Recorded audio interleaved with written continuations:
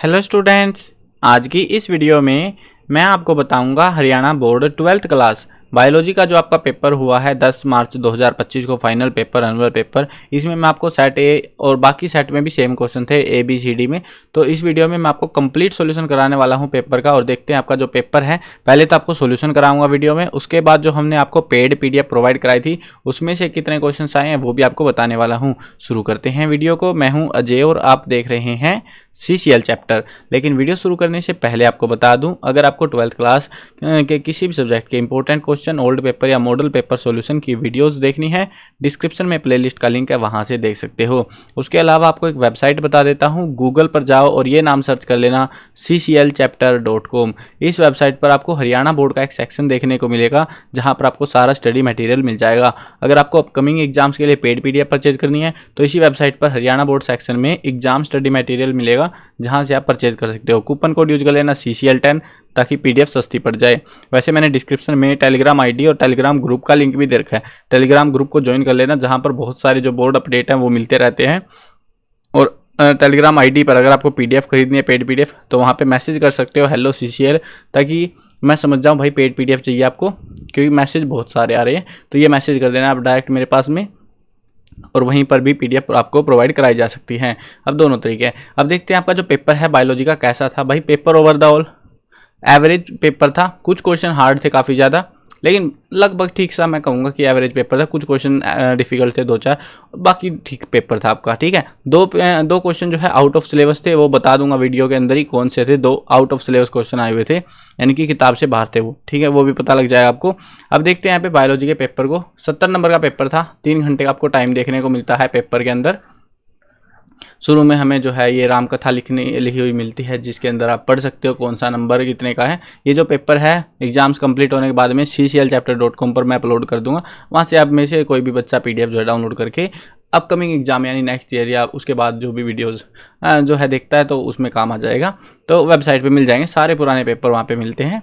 अब देखते हैं यहाँ पे ऑब्जेक्टिव टाइप क्वेश्चन सेक्शन नहीं था हमारे पास में ऑब्जेक्टिव टाइप क्वेश्चन का, यानी 1-1 नंबर वाले क्वेश्चन। पहला क्वेश्चन था what is the ploidy of endosperm in flowering plant, तो इसका जो आंसर था वो था 3N।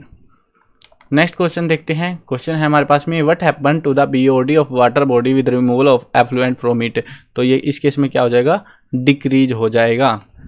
नेक्स्ट क्वेश्चन है the distance between the 2 strands of DNA molecule fill in the blank from one end to another, तो इस केस में क्या होगा, ये सेम रहेगा, remain the same. Next question है 4th question the black walnut plant secretes juglone a chemical substance that destroys other plants like pepper growing within its root zone, what type of population interactions does it denote, तो किस type को denote कर रहा है, तो ये जो है हमारा ये डिनोट करता है एमेंसलिज्म को। डी ऑप्शन हमारा जो है राइट हो जाएगा। नेक्स्ट क्वेश्चन देखते हैं। क्वेश्चन है हमारे पास में ginkgo biloba is known as the living fossil as it has changed very little over time, it is resistant to disease and pest, is tolerant of a wide range of environmental condition and is the last standing member of its botanical family, it is the example of which type of following phenomena, ये किस type के phenomena के ऊपर जो है based है, यह है survival of the fittest. Next question देखते हैं। यह है the cause of sickle cell anaemia is, उसके पीछे जो है कारण क्या है, यह है पॉइंट म्यूटेशन। नेक्स्ट क्वेश्चन है 7th question industrial production of which of these product can be negatively affected by the presence of Saccharomyces cerevisiae, तो इसमें है आपका आंसर आएगा व्हीट ब्रेड। काफ़ी सारे बच्चे इसमें मेरे को पता भाई कन्फ्यूजन में होंगे इस वाले क्वेश्चन में। तो कोई फ्रूट जूस लगा के आया होगा, कोई वाइन लगा के आया होगा, है ना, वाइन बियर। देखो वाइन बियर के लिए जो यीस्ट की बात हो रही है, ठीक है, और फ्रूट जूस जो है कन्वर्जन हो रहा है। यहाँ पे एक चीज़ ध्यान देने की बात है, फ्रूट जूस में ये भी ये सेम यीस्ट को जो है यूज किया जाता है, लेकिन फ्रूट जूस के मामले में क्या है कि उसको जो है ईस्ट की हेल्प से जो है इथेनॉल में कन्वर्ट किया जाता है। ठीक है, लेकिन यहाँ पर इन्होंने कहा नेगेटिवली अफेक्ट, यानी कोई अफेक्ट नहीं होना चाहिए, वो है व्हीट ब्रेड के ऊपर। अगर आपको डाउट है अभी भी, इसको जो है ब्रेवरी यीस्ट बोलते हैं, पेज नंबर NCERT का 164 पे मिल जाएगा आपको ये। तो व्हीट ब्रेड आपका जो है राइट आंसर होगा इस क्वेश्चन में। कई सारे बच्चों के डाउट आएंगे इसमें, तो इसलिए मैंने पहले ही कंफर्म कर दिया। ठीक है, क्योंकि इसमें जो है ना बहुत सारे बच्चों ने ये भी पढ़ा होगा, ये भी पढ़ा होगा, ये भी पढ़ा होगा, है ना, तो डाउट बनना जायज बात है। तो यहाँ पे व्हीट ब्रेड इसका लेजिट आंसर है। अगला क्वेश्चन देखो 8th क्वेश्चन 8th क्वेश्चन है हमारे पास में an individual infected with a fungal disease shows dry scale licence on various body part which of the following disease it may be. तो इसमें ये जो है कौन सी डिसीज हो सकती है, ये रिंग वॉर्म हो सकती है। नेक्स्ट क्वेश्चन है question number 9, a carbon sink is an environment that can store carbon and remove it from the atmosphere which of the following will lead to the decline in carbon sink. तो इनमें से कौन सा जो है decline करता है, तो इसका आंसर होगा deforestation.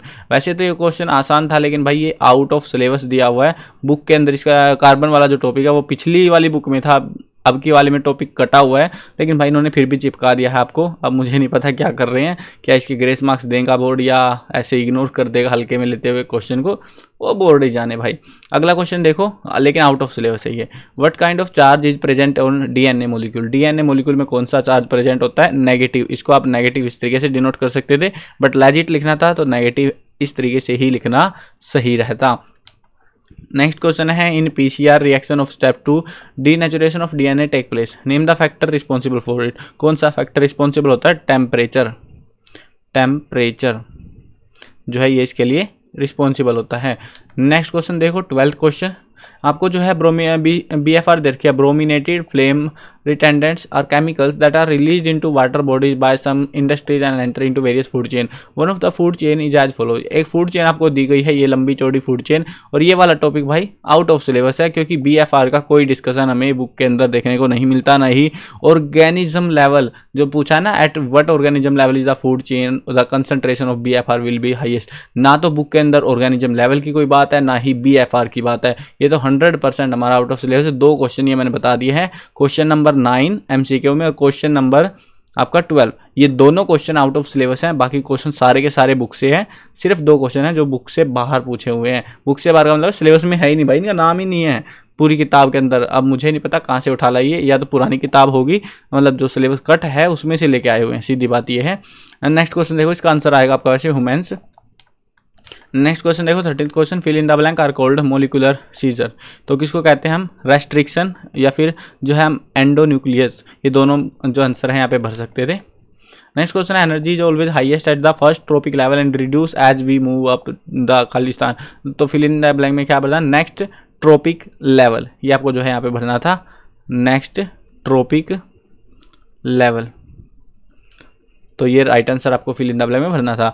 The non coding sequence are called, उसको हम क्या कहते हैं, इंट्रोन कहते हैं, INTRON, इंट्रोन। नेक्स्ट क्वेश्चन देखते हैं अभी 16, 17 और 18। ये आपके जो है असर्शन रीजन टाइप क्वेश्चन थे, काफ़ी आसान थे ये, इतने हार्ड हमें देखने को नहीं मिले। हाँ, बेसिक लॉजिक पता होनी चाहिए। DNA ये 16th क्वेश्चन था, DNA and RNA are the 2 type of nucleic acid found in living organisms, living system. बिल्कुल ट्रू स्टेटमेंट है हमारी।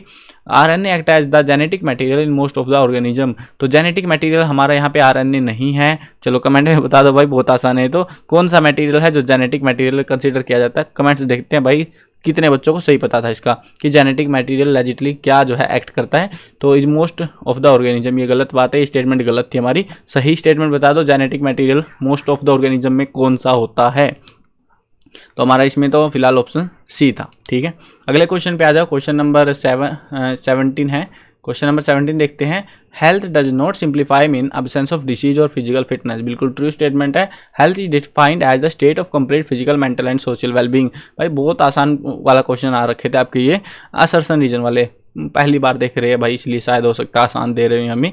तो इसका जो है आपको दोनों स्टेटमेंट हमारी ट्रू थी, ये वाली, और इसका जो है ये करेक्ट एक्सप्लेनेशन भी थी। ऑप्शन इसमें A आता आपका। ठीक है, करेक्ट एक्सप्लेनेशन और ये वाला था। ठीक है, 18th क्वेश्चन देखो। 18th क्वेश्चन था आपको, tropics have greatest biological diversity.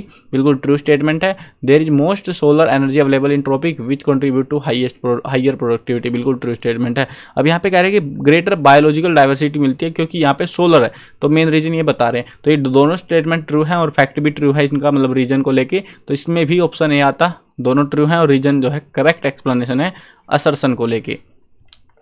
उसके बाद में आता है सेकंड क्वेश्चन, मतलब section B, very short answer type question. 2 number के थे इसमें। एमल्सिफिकेशन के बारे में पूछा हुआ था, ट्रांसपिशन एंड ट्रांसलेशन के बारे में, और उसके साथ में DNA रेप्लिकेशन स्कीम के बारे में। कुछ क्वेश्चन और में भी थे, एलर्जी और ये इम्यूनिटी के बारे में पूछा हुआ था। एक कॉम्पिटेंसी बेस्ड क्वेश्चन था जो ठीक ठाक था, मतलब हार्ड मैं नहीं कहूँगा, ठीक ठाक क्वेश्चन था ये वाला। उसके बाद में अगला क्वेश्चन था ऑटोसम इम्यून डिसीज के बारे में, फिर टाइटोपोटेंसी के बारे में, एक्सपेंट्स के बारे में, और बाद में आपका जो है इमिग्रेशन या एमिग्रेशन के बारे में। फिर आता है section C, short answer type question. इस पेपर की कंप्लीट पीडीएफ आपको cclchapter.com से डाउनलोड कर सकते हो। हरियाणा बोर्ड सेक्शन में जो है आपको मिल जाएगी। सारे प्रीवियस ईयर की पेपर्स की पीडीएफ वहीं पे हम अवेलेबल कराते हैं। How ploidy changes in spermatogenesis and spermiation, इसके बारे में बताना था। एडेप्टिव रेडिएशन बतानी थी एग्जाम्पल के साथ में। बैरियर ऑफ इनेट इम्यूनिटी, उसके बाद में इनेट एंड एक्वायर्ड इम्यूनिटी में डिफरेंस बताना था। पीसीआर का phenomena, biodiversity loss, ecological pyramid. सारे जो क्वेश्चंस थे अंदर जो एमसीक्यूज के अलावा लगभग ठीक थे भाई, एवरेज क्वेश्चंस आए हुए थे। और जिनको मैंने पेड पीडीएफ प्रोवाइड कराई थी लगभग क्वेश्चन उसी पीडीएफ से थे। एमसीक्यू अब की बार पहली बार मेरे को देखने को मिला कि बायोलॉजी के अंदर एमसीक्यू बिल्कुल न्यू थे। न्यू का मतलब भाई किसी बोर्ड में नहीं पूछे हुए, ऐसे क्वेश्चन पिक करके लाए, दो तो पुराने ही उठा लाए और हमने काट दिए क्योंकि सिलेबस से बाहर थे, ठीक है। लेकिन हाँ, बाकी का जो भी टॉपिक था, जो भी आपके 18 में से 16 क्वेश्चन थे जो बुक से थे, और 16 में से सिर्फ एक क्वेश्चन था जो पीडीएफ में से देखने को मिला है मेरे को। लेकिन जो बाकी के क्वेश्चन थे भाई सारे के सारे खुद के कंसेप्ट पे बना रखे हैं बोर्ड ने, कहीं से भी पिक नहीं करा। जैसे होता है ना, कहीं बार सीबीएसई से उठा लाए, आरबीएसई के बोर्ड से उठा लाए, कहीं से उठा लाए, खुद ही बना रखे हैं भाई, जिस भी टीचर से बनवा रखा है। अब जो है केस स्टडी देख लो, केस स्टडी भी जो है काफ़ी आसान आई हुई थी। यहाँ पे जो है इंडिया का जो है फर्स्ट कंट्रीज के बारे में, नेट प्लान के बारे में बता रखा था।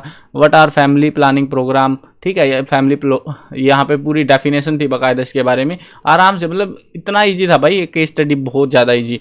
इन which year the family planning program initiated, तो यहाँ पे ईयर ऑलरेडी हमें दे रखा था 1951 में, है ना।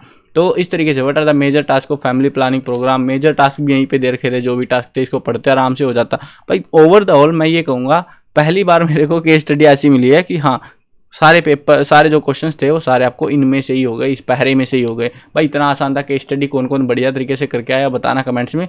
उसके बाद में यहाँ पे था यूनिवर्स के बारे में, 20 बिलियन ओल्ड पुरानी गैलेक्सीज के बारे में बातें कर रहे थे यहाँ पे। इसमें जो है हाउ ओल्ड इज यूनिवर्स, यहाँ पे लिखा हुआ था universe is old 20 billion years old, है ना।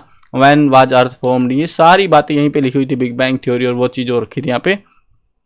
तो यहाँ पे देखो ये था, earth was suppose to be formed about 4 billion years ago, ठीक है। इस तरीके से यहाँ पे सारे आंसर इसी में थे भाई। बहुत आसान जो है हमें केस स्टडी देखने को मिली, पहली बार देख रहा हूँ इतनी आसान किसी सब्जेक्ट में हमें देखने को मिल रही जितनी बायोलॉजी में आई हुई थी। अगले जो था हमारा सेक्शन ई था। सेक्शन ई के अंदर हमें माइक्रोस्पोरोजेनेसिस और प्रोसेस बताना था, डायग्राम बनाना था साथ में, या फिर जो है स्ट्रक्चर बनाना था, फीमेल जेनोटाइप, सूटेबल डायग्राम तो भाई जरूरी था। Chromosomal disorder found in human being, या फिर सूटेबल एग्जांपल बताना था। इंडिपेंडेंट असॉर्टमेंट का कॉम्पिटेंसी भी दिया हुआ था, ये भी ठीक ठाक क्वेश्चन था, इतना मुश्किल नहीं था।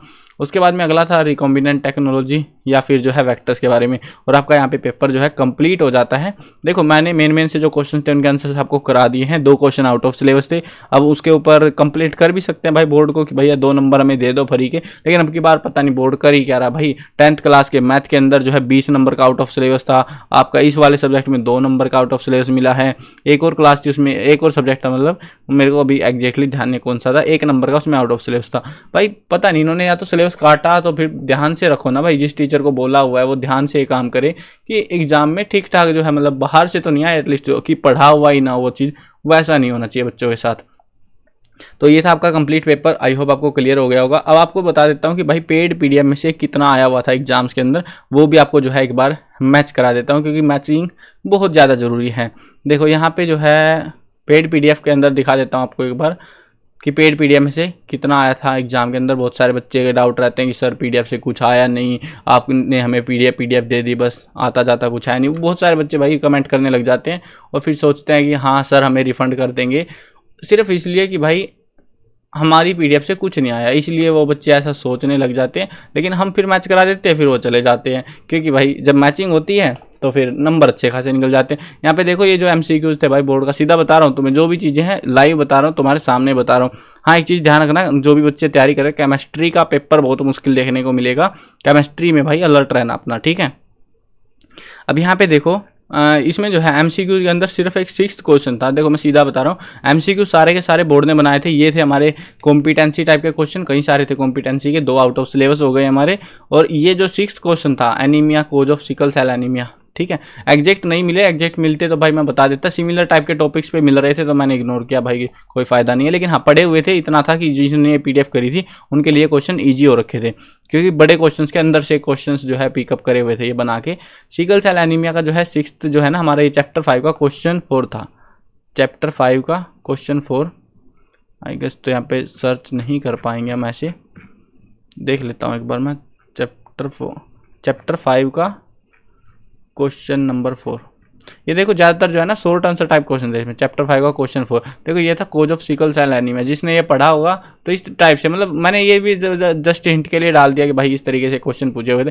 मतलब ये जो क्वेश्चन थे ना ऐसे करके पूछे हुए थे, मतलब लॉन्ग क्वेश्चन में MCQ जो थे रिपीट नहीं करिए इन्होंने एक भी। जबकि बोर्ड की बात अगर तुम्हें कहूँ ना, पिछले 3 साल का बोर्ड तो कहता भाई पिछले 3 साल का जो है पेपर में PDF से जो है एग्जाम्स जो हुए हैं उनमें से लगभग 20% पेपर देखने को मिलता है। यहाँ ऐसा हुआ है, ठीक है, ये मत सोचना हुआ नहीं है, यहाँ पे ऐसा हुआ है। लेकिन भाई MCQ में 0% है, ये MCQ के मामले में 0% है। मैंने प्रीवियस ईयर, और बोर्ड तो 3 साल का आ रहा है भाई, मैंने पिछले 10 साल के पेपर उठा के देख लिए, एक भी MCQ रिपीट नहीं है। सिर्फ और सिर्फ आपके लॉन्ग क्वेश्चन रिपीट हुए हैं, MCQ एक भी रिपीट हमें देखने को नहीं मिला है, ठीक है। इसीलिए सारे के सारे न्यू बने हुए ना, CBSE से उठा रखा कोई भी क्वेश्चन, खुद से बना रखा है। जिस भी टीचर को ये प्रोग्राम दिया हुआ था, ये जो है टारगेट दिया हुआ था पेपर बनाने, भाई सही बना रखा पेपर। लेकिन डिफिकल्टी लेवल सही थी, इजीली हो जाता आपसे। अब यहाँ पे जो छोटे क्वेश्चन है MCQ है, यहाँ पे टाइम स्पेंड करने का मतलब नहीं बनता हमारा, ठीक है। 18 क्वेश्चन थे, 19th क्वेश्चन पे आ जाओ। अब यहाँ से मिलवाना स्टार्ट करता हूँ और फिर देखते हैं भाई PDF में से आया कितना था, ठीक है। MCQ को की बोर्ड ने खुद से बना दिए, और MCQ में कोई श्योरिटी भी नहीं होती भाई, कुछ भी मतलब इतनी बड़ी बुक है, कुछ भी क्वेश्चन कुछ भी वर्ड पूछ सकते हैं। लेकिन मेन होता है क्वेश्चन का, कि क्वेश्चन आए कि नहीं आए, ठीक है।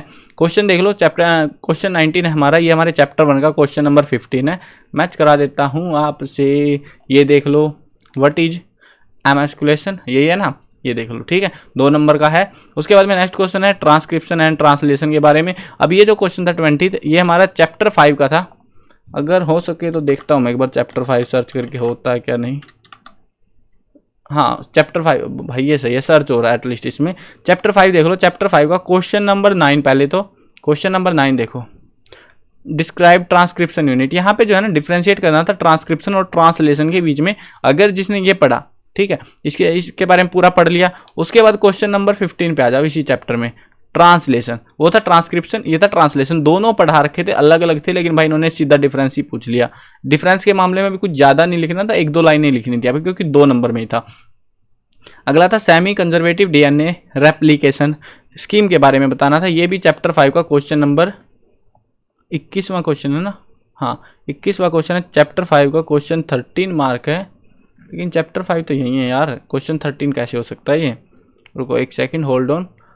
हाँ सेमी कंजर्वेटिव DNA रेप्लिकेशन, हाँ यही है, ये एक्सपेरिमेंट था। इन्होंने डिटेल में, मैंने डिटेल में डाला हुआ था क्वेश्चन।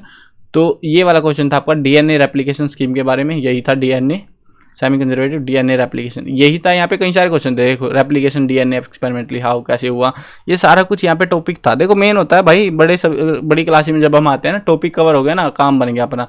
यहाँ पे 2 क्वेश्चन थे इस टाइप के, इनको पढ़ा होगा तो भाई आराम से हो जाता है ये क्वेश्चन। नेक्स्ट देखते हैं 22 क्वेश्चन। 22 जो है एलर्जी के बारे में था, एग्जाम्पल देना था। ये चैप्टर 7 का था हमारा। चैप्टर 7 पे आके देख लेते हैं। चैप्टर 7 क्वेश्चन 1 ही देख लो, व्हाट इज एलर्जी, यहीं पे देखने को मिल रहा है एलर्जी का पहले ही, और मोस्ट इंपोर्टेंट मार्क भी था। उसके बाद में जो है और में क्वेश्चन था यहाँ पे इम्यूनिटी वाला। इम्यूनिटी वाला आई गेस नहीं था, बट हाँ इसके बारे में थे। इम्यूनिटी का ये मत कहना कि भाई कुछ नहीं था, इम्यूनिटी के टॉपिक जरूर थे। ये देखो दिखाता हूँ तुम्हें, इनेट इम्यूनिटी, ये देखो कितने टाइप के, मतलब यहाँ पे पूरी डिटेलिंग करा रखी थी। इम्यूनिटी का पूरा कोर्स क्रैश कोर्स हो रखा था, लेकिन इन्होंने सिंपल पूछ लिया भाई बच्चों की तरह कि इम्यूनिटी क्या होती है। भाई ज़्यादा ही हल्के में ले गए थे हम। पैसिव एक्टिव दोनों इम्यूनिटी यहाँ पे कवर थी, पूरी डिटेल में कवर था। जिन्होंने पढ़ा होगा इम्यूनिटी का टॉपिक आराम से हो जाता है ये वाला भी। उसके बाद कॉम्पिटेंसी, भाई कॉम्पिटेंसी का कुछ नहीं पता क्या पूछ रहे थे ये। अगला देखो 23वां क्वेश्चन, ये हमारा ऑटो इम्यून डिसीज, ये हमारे चैप्टर 7 का क्वेश्चन नंबर 26 है। अभी चैप्टर 7 पे आते हैं, क्वेश्चन नंबर 26। ये जो है ना, बहुत सारे बच्चे तो आते तो भाई ऐसे ही डर गए थे, कई सारों के मैंने आंसर भी डाले हुए थे। देख लो ऑटो इम्यून डिसीज, एग्जाम्पल साथ में देना था।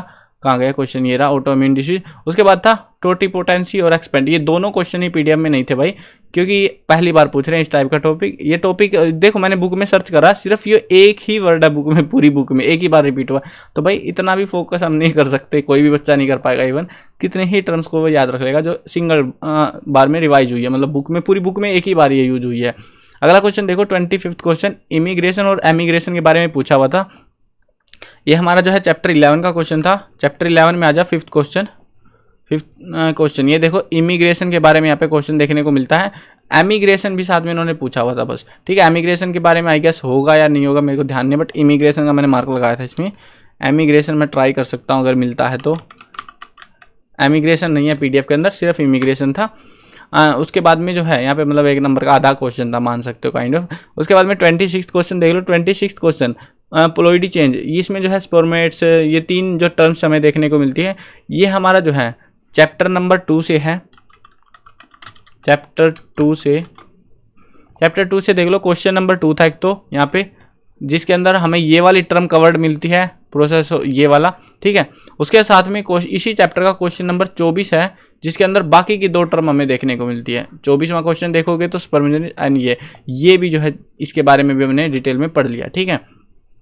प्लोइडी चेंज, जब आप इन स्टेटमेंट को इनके बारे में पढ़ोगे तो आराम से इस वाले को अटेम्प्ट कर सकते थे, नॉट अ बिग डील। अगला जो क्वेश्चन देखते हैं 27वां क्वेश्चन, ये हमारे चैप्टर 6 का था, adaptive radiation, question number 13। Chapter 6 पे आ जाते हैं, क्वेश्चन नंबर 13 पे आ जाते हैं। ये देख लो एडेप्टिव रेडिएशन, एग्जाम्पल देना था, ठीक है ना, यही था ना क्वेश्चन। आंसर भी साथ में दे रखा था भाई मैंने, काफ़ी सारे क्वेश्चन के मैंने आंसर ऐड कर दिए थे जो मुझे इजीली अवेलेबल हो पाए थे, जो बुक से अवेलेबल हो पाए थे। भाई गाइड वगैरह से नहीं चुरा सकते, नहीं तो पूरी आंसर की भी बना देता भाई, हमारे ऊपर केस हो जाते हैं फिर। अगला क्वेश्चन देखो, barrier of innate immunity, 28 question, chapter 7 question number 5। Chapter 7 पे आ जाओ।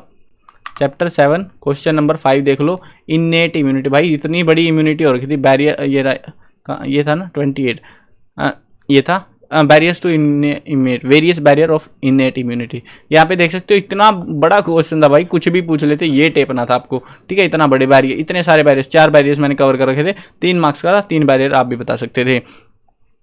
अगला देखते हैं, अगला क्वेश्चन है हमारे पास में, और में क्वेश्चन था यहाँ पे इनेट और एक्वायर्ड इम्यूनिटी के बारे में। ये भी यहीं पे से था, मतलब इनेट इम्यूनिटी और इसके बारे में टर्म्स बतानी थी। एक्वायर्ड इम्यूनिटी आई गेस इधर किधर होगा, बट वही था, पूरी हम डिटेल में चिट्ठी पथरी नहीं खोल रहे यहाँ पे, मिलता जुलता हम ज़्यादा कवर नहीं करेंगे। अब आगे बढ़ते हैं अगले क्वेश्चन पे। क्वेश्चन कवर हो चुका हमारा बेसिकली। 29वां क्वेश्चन था हमारा, पीसीआर के बारे में फिनोमिना बताना था। तो ये था हमारे चैप्टर 9 का क्वेश्चन नंबर 7। चैप्टर 9 पे आ जाओ। क्वेश्चन नंबर 7 देखो, क्वेश्चन नंबर 7 है वेरियस स्टेप्स ऑफ पीसीआर। यही तो पूछा हुआ था, फिनोमिना ऑफ पीसीआर, है ना, इसके बारे में ही था। जब इसको कवर करते आराम से हो जाता, स्टेप्स जब कवर कर रखे थे पीसीआर के बारे में। फिनोमिना भी वही सेम मिलता जुलती बात बतानी थी इसमें। अगला जो क्वेश्चन था हमारा वो था cause of biodiversity loss, 30 number का क्वेश्चन था। अब ये वाला जो क्वेश्चन था ये हमारे चैप्टर 13 का क्वेश्चन नंबर 2 था। चैप्टर 13 पे आएंगे, क्वेश्चन नंबर 2 पे आएंगे, कोज ऑफ बायोडाइवर्सिटी लॉस, यही तो पूछा हुआ था। और वाला जो क्वेश्चन था इकोलॉजिकल पिरामिड, ये आई गेस पीडीएफ में नहीं था। उसके बाद आती है आपकी केस स्टडी। केस स्टडी तो भाई बहुत आसान थी, तुम्हारे मजे आ गए होंगे, तुम में से जिसने करी होगी भाई, वैसे सब ने करी होगी, आसान थी, बहुत ज़्यादा आसान थी, पेपर में इसी में से मिल गए होंगे। उसके बाद में 33 नंबर का जो क्वेश्चन था हमारा माइक्रोस्पोरोजेनेसिस, ठीक है, ये वाला आई गेस पीडीएफ में से नहीं था। फीमेल जीनोटाइप, ये वाला भी नहीं था। अब मेरे को देखो कई बार क्या होता है ना, टर्म छूट जाती है, फिर भी अगर मैं ढूंढता ना इसको गैमेटो, देखो यहाँ पे ऐसे ढूंढने से आराम से मिल जाता है। स्पोरो, SPORO, देखो मैगास्पोरो था, यहाँ पे माइक्रोस्पोरो की बात कर रखी थी, मैगास्पोरो यहाँ पे डाला हुआ था मैंने, ठीक है। आगे बढ़ते हैं, अगला जो है 33 क्वेश्चन नहीं था पीडीएफ में, अनकंसिडर करते हैं हम इसको। 34 जो क्वेश्चन था हमारा यहाँ पे डिसऑर्डर एंड ह्यूमन बींग्स के बारे में था, फाउंड इन ह्यूमन बींग। ये हमारा चैप्टर 4 का क्वेश्चन नंबर 3 था। इसको सर्च करते हैं, चैप्टर 4 क्वेश्चन नंबर 3। ये देख लो, chromosomal disorder found in human being, यही पूछा हुआ था ना, human being most important mark था पहले से ही। अगला इसमें और में क्वेश्चन दिया हुआ था सूटेबल एग्जांपल के साथ में, लॉ ऑफ इंडिपेंडेंट असॉर्टमेंट वगैरह कुछ बताना था हमें। तो ये हमारा क्वेश्चन था चैप्टर 4 का क्वेश्चन नंबर 14। क्वेश्चन नंबर 14 भी दिखा देता हूँ आपको, ये देख लो, लॉ ऑफ इंडिपेंडेंट असॉर्टमेंट, यही तो पूछा हुआ था, लॉ ऑफ इंडिपेंडेंट असॉर्टमेंट। और में जो है यहाँ पे येलो ब्लू सीड खेल रहे थे, ये उसको छोड़ो। उसके बाद में 35वां क्वेश्चन, ये वाला जो है रिकम्बिनेंट टेक्नोलॉजी के बारे में था और एक वेक्टर के बारे में। इसके बारे में डिटेल्स नहीं थी यहाँ पे पीडीएफ के अंदर, बाकी मैं आपको दिखा भी देता हूँ भाई। बहुत सारे बच्चे कहते हैं कि सर आप जो है वही क्वेश्चन बता रहे हो। ये देख लो, वेक्टर के बारे में क्वेश्चन थे बट मुझे समझ नहीं आया, हो सकता है ये सेम भी हो, मुझे एग्जैक्टली नहीं मिला तो भाई मैं क्या ही बताऊँ। ठीक है, वेक्टर ये इस तरीके से कुछ वेक्टर की टर्म्स हमें देखने को मिली थी, बट हाँ एग्जैक्टली मिलता जुलता सा मुझे नहीं दिखा। फैसिलेट क्लोनिंग वेक्टर वगैरह वो थे। हो सकता है भाई, देखो बच्चे जो पढ़ रहे हैं, अब हर टॉपिक हमें ध्यान नहीं रहता, टीचर्स की हेल्प भी लेते हैं, टीचर्स को ज़्यादा पता होता है। लेकिन यहाँ पर जो है ना क्वेश्चन मतलब हो सकता है मिलता हो सकता है नहीं भी मिलता हो, मैं तो इसको इग्नोर ही करते हुए चल रहा हूँ। उसके साथ में ऊपर वाला जो क्वेश्चन था रिकम्बिनेंट का, ये वाला देख लो, रिकॉम्बिनेंट प्रोटीन और ये मॉलिक्यूल्स के रिगार्डिंग था। यहाँ पे बस रिकॉम्बिनेंट की ये एक टर्म मिली थी हमें, इंसर्शन इनएक्टिवेशन के रिगार्डिंग, और एक ये था बैक्टीरिया डीएनए के बारे में। हो सकता है सेम हो सकता है नहीं भाई, मुझे कोई आइडिया नहीं है। बट यहाँ पे ये वाले दो क्वेश्चन, 35वां क्वेश्चन और ये वाला 33 क्वेश्चन, ये वाले पीडीएफ से नहीं थे, बाकी और एमसीक्यू, बाकी का लगभग पूरा पेपर आपका पीडीएफ में से ही हमें देखने को मिला है। लगभग ये कहा जा सकता है कि 70 to 80% पेपर मिल गया भाई पीडीएफ से, बहुत है। अगर पेपर देखो डिफिकल्ट नहीं था, आसान था पेपर, हो सकता है इनमें से रिपीट हो, मुझे नहीं पता भाई एमसीक्यूज का भी। अगर जैसे क्वेश्चन है लॉन्ग क्वेश्चन में से मैंने नहीं ढूंढा, क्योंकि भाई एमसीक्यू से मैच होते हैं ना, अच्छा लगता है। ठीक है, वैसे एमसीक्यूज आसान आए हुए थे, जिन भी बच्चों के रिव्यूज आए थे भाई बढ़िया पेपर गया उनका। अगर आपको भी एग्जाम में बढ़िया स्कोर करना है तो भाई पीडीएफ परचेज कर सकते हो। आपको परचेज करने के लिए क्या करना है, गूगल पर जाना है और ये नाम सर्च कर लेना है cclchapter.com। जब इस वेबसाइट पर आप विजिट करोगे तो इसमें हरियाणा बोर्ड का एक सेक्शन मिल जाएगा आपको, इसमें आ जाना, यहाँ पर आपको एग्जाम स्टडी मटेरियल मिल जाएगा। केमिस्ट्री का एग्जाम हार्ड आएगा, ये चीज़ का ध्यान रखना, पहले ही बता रहा हूँ आपको, हर बार हार्ड आता है बाकी ईयर से, और अब की बार तो भाई पेपर पहले से ही हार्ड आने लग रहे हैं, जिनके आसान आते थे समझ लो केमिस्ट्री में बैंड बजने वाली है।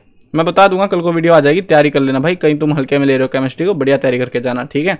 और उसके अलावा जो है, अगर आपको फ्री में इंपॉर्टेंट क्वेश्चन चाहिए, पैसे नहीं है भाई, यहाँ से पढ़ाई कर सकते हो, और पेड वाले लोगे तो भाई और भी मजा आ जाएगा। बहुत सारे बच्चे सोचते हैं कि सर फ्री वाले हम क्यों पढ़े इनको, भाई जो पेड में हम जो है मटेरियल प्रोवाइड करा रहे हैं उसका कुछ पोर्शन फ्री में दे रहा हूँ आपको, आप फायदा नहीं उठा पा रहे हो उस चीज़ का।